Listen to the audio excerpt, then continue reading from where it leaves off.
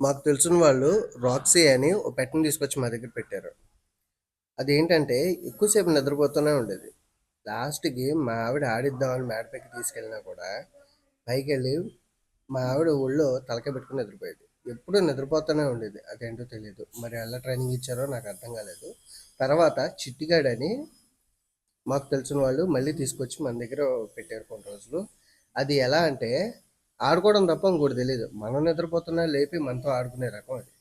ఎంత లవబుల్ అంటే మాకు రోజు రోజుకి ఇలాంటి పెట్టను తెచ్చుకొని పెంచాలనే కోరికని విపరీతంగా పెంచింది. దీని ఫుల్ వీడియో ఉంటుంది, మీరు చూడండి.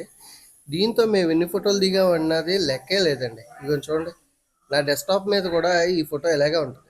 నా వైఫ్ ఎత్తుకున్నది. మేము ఎన్ని అడుగులు వేస్తే అన్ని అడుగులు వేయడం, మా పక్కన కూర్చోవడం ఇలాగే చేసేది. చూడండి ఒక్కసారి ఆ వీడియో.